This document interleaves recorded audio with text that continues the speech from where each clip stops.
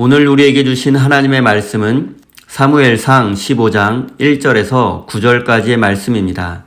다 같이 화면을 보시면서 함께 읽겠습니다. 사무엘이 사울에게 말하였다. 주님께서 나를 보내셔서 임금님에게 기름을 부어 주님의 백성 이스라엘을 다스릴 왕으로 세우게 하셨습니다.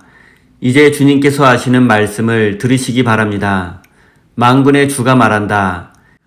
이스라엘이 이집트에서 나올 때에 아말렉이 이스라엘에게 한 일, 곧 길을 막고 대적한 일 때문에 아말렉을 벌하겠다. 너는 이제 가서 아말렉을 쳐라. 그들에게 딸린 것은 모두 전멸시켜라. 사정을 보아주어서는 안 된다. 남자와 여자, 어린아이와 젖먹이, 소떼와 양떼, 낙타와 나귀 등 무엇이든 가릴 것 없이 죽여라. 사울이 백성을 불러 모으고 들라임에서 그 수를 헤아려 보니 보병이 20만 명이었다. 유다에서 온 사람도 10,000명이나 되었다. 사울은 아말렉 성읍에 이르러서 물마른 개울에 군인들을 매복시켰다. 사울이 갠 사람들에게 경고하였다. 당신들은 어서 거기에서 떠나시오. 내가 아말렉 사람들을 칠 때 당신들을 함께 치지 않도록 그들 가운데서 떠나시오. 당신들은 이스라엘 자손이 이집트에서 올라올 때 그들에게 친절을 베푼 사람들이요. 그러자 갠 사람들이 아말렉 사람들 가운데서 빠져나갔다. 그런 다음에 사울은 하윌라에서부터 이집트의 동쪽에 있는 수르 지역에 이르기까지 아말렉 사람을 쳤다. 아말렉 왕 아각은 사로잡았고 나머지 백성은 모조리 칼로 쳐서 없애버렸다. 그러나 사울과 그의 군대는 아각뿐만 아니라 양떼와 소떼 가운데에서도 가장 좋은 것들과 가장 기름진 짐승들과 어린 양들과 좋은 것들은 무엇이든지 모두 아깝게 여겨 진멸하지 않고 다만 쓸모없고 값없는 것들만 골라서 진멸하였다. 아멘. 하나님께서 이 말씀을 통하여 우리에게 은혜 주시기를 원합니다. 하나님의 크신 사랑과 은총이 여러분의 삶에 함께 하시기를 빕니다. 오늘은 모두 전멸시켜라 라는 제목으로 함께 하나님의 말씀을 나누겠습니다. 하나님은 죄인을 심판하시는 것보다 죄인이 회개하는 것을 더욱 기뻐하십니다. 만약 하나님께서 죄 지은 자들을 원칙대로 벌주고 심판하기만 하시는 분이라면 우리는 모두 하나님의 심판을 피하지 못할 것입니다.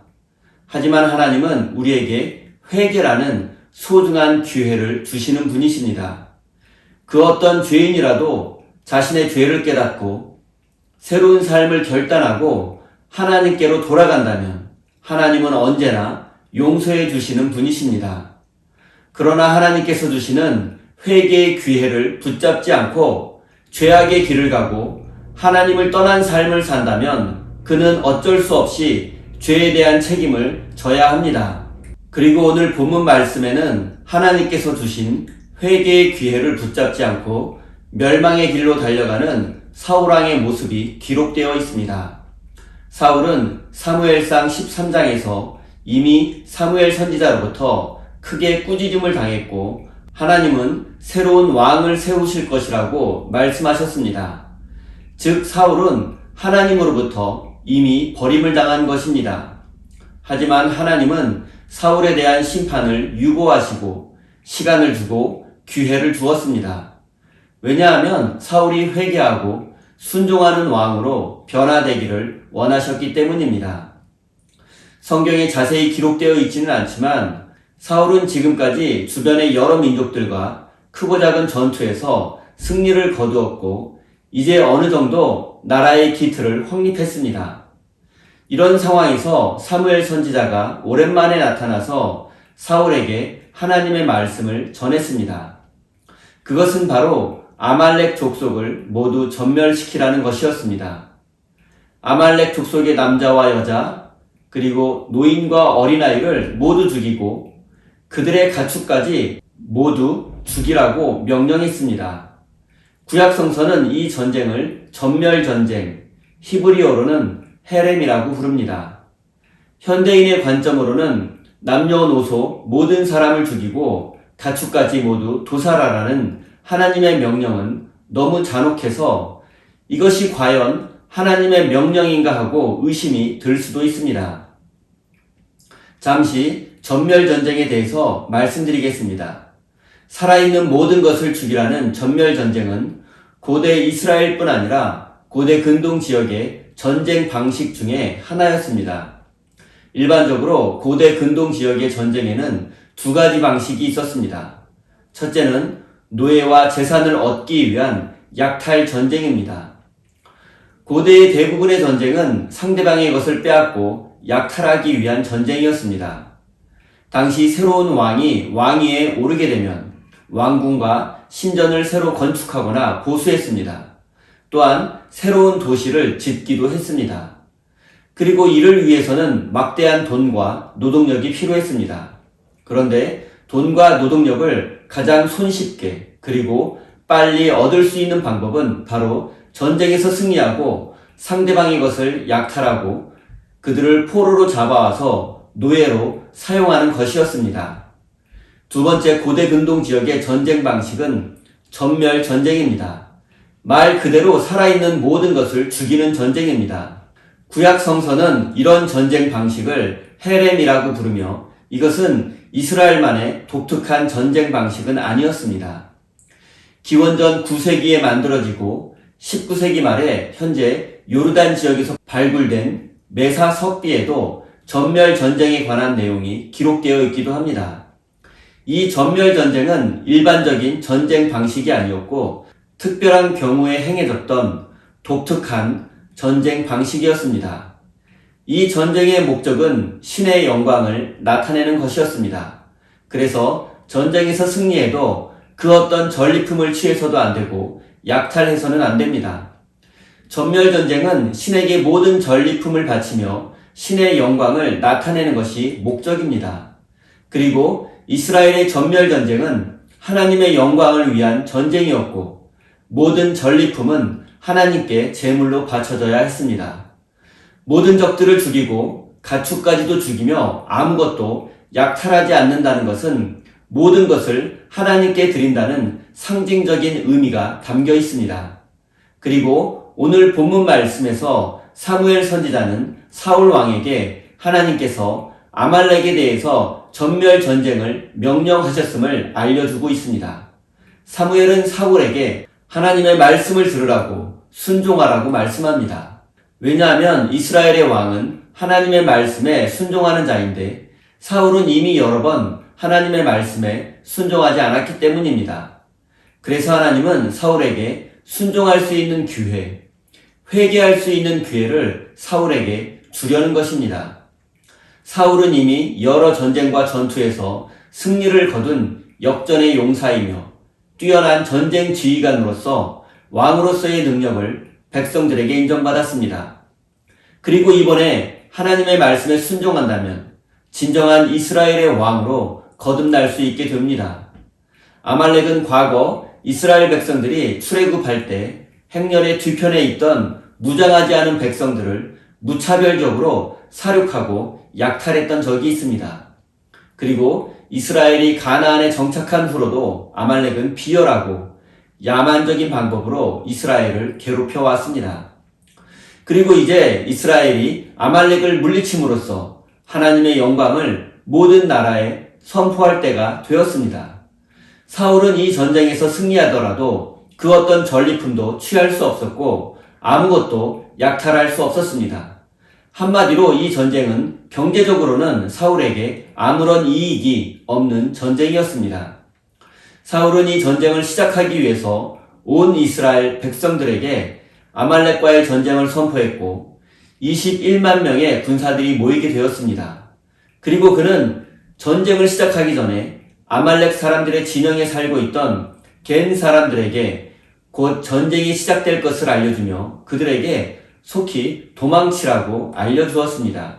왜냐하면 겐 사람들은 전통적으로 이스라엘과 사이가 좋은 사람들이었기 때문입니다. 당시 겐 사람들 중 상당수가 아말렉 진영에서 그들과 함께 살고 있었습니다. 그들은 전통적으로 구리와 같은 금속에 대한 전문성이 있는 사람들이었습니다. 그들은 아말렉 사람들과 함께 생활하며 그들의 생활용품과 전쟁 무기들을 만들어주던 사람들이었습니다. 따라서 이들은 아말렉과 함께 전멸시켜야 할 대상들이었으며 사울에게는 그들을 살려줄 권한이 없었습니다. 이것은 사울의 돌출 행동이었습니다. 아직 전쟁이 시작하지도 않았는데 사울은 벌써 승리를 예감하며 하나님의 말씀에 순종하지 않았습니다. 그리고 사무엘서 기자는 사울의 군대가 크게 승리했다는 말만 하며 승리의 내용을 자세히 기록하지 않았습니다. 사무엘서 기자는 승리의 과정과 내용에는 전혀 관심을 보이지 않았습니다. 그 대신 그가 관심을 가졌던 것은 이 전쟁에 임하는 사울의 태도와 행동이었습니다. 사울은 압도적인 군사력을 바탕으로 아말렉 족속에 큰 승리를 거두었습니다. 하지만 이 전쟁은 하나님을 위한 전쟁, 전멸 전쟁이 아니라 전리품을 취하는 약탈 전쟁으로 변질되고 말았습니다. 하나님은 분명 아무것도 약탈하지 말고 모든 것을 전멸시키라고 명령하셨지만 사울은 순종하지 않았습니다. 그는 전쟁에서 승리했지만 아말렉 왕 아각을 포로로 사로잡았고 그들의 가축 중에서 좋은 것들을 모두 약탈했습니다. 사울은 이 전쟁에서 막대한 경제적 이익을 거두었지만 하나님께는 아무런 영광도 돌리지 않았습니다. 결과적으로 이 전쟁은 하나님의 영광을 위한 것이 아니라 사울의 영광을 위한 전쟁이 되고 말았습니다. 사울이 아말렉 왕 아각을 포로로 사로잡은 것은 그를 살려줌으로써 아말렉과 군신 관계를 맺고 조공을 받으려고 계획했기 때문입니다. 고대 근동의 전쟁에서 포로로 잡힌 왕은 일반적으로 상대방 왕의 신하가 되고 다시 자신의 나라로 돌아가게 되면 조공을 바치는 것이 일반적이었습니다. 그리고 사울은 포로로 잡은 아말렉 왕 아각을 백성들에게 보여줌으로써 자신의 권위를 높이려고 했을 것입니다. 사무엘서 기자는 사울 왕이 가축 중에서도 가장 상태가 좋은 것들만 약탈했고 쓸모없고 값이 나가지 않는 것들만 골라서 죽였다고 기록하고 있습니다. 이것은 이 전쟁이 하나님을 위한 전쟁이 아니라 약탈 전쟁이라는 사실을 확실히 보여주는 것입니다. 사울은 이 전쟁에서 승리를 거두고 자신의 영광을 드높이고 많은 경제적 이익을 취했습니다. 하지만 하나님은 사울을 왕으로 세우신 것을 후회하며 안타까워하시고 가슴 아파하셨습니다. 사랑하는 성도 여러분, 하나님은 사울에게 지난날의 과오를 씻을 수 있는 회개의 기회를 주었고 순종의 기회를 주었습니다. 하지만 그는 회개하지 않았고 순종하지 않았으며 오히려 하나님께 돌아가야 할 영광을 가로채기까지 했습니다. 하나님께서 주신 회개의 기회를 자신의 명예를 높이는 것과 돈벌이 수단으로 전락시키고 말았습니다. 사랑하는 우리 세임교회 성도 여러분, 우리는 하나님 앞에서 죄인이며 하나님은 언제나 우리에게 회개와 순종의 기회를 주시며 오래 참고 기다리시는 분이라는 사실을 깨달으시기 바랍니다. 그리고 하나님께서 주시는 회개와 순종의 기회를 붙잡아 하나님의 사랑과 은혜를 누리며 살아가는 복된 인생이 되시기를 예수님의 이름으로 축원드립니다. 우리 다 함께 주신 말씀 가슴에 새기며 기도의 자리로 나아가겠습니다.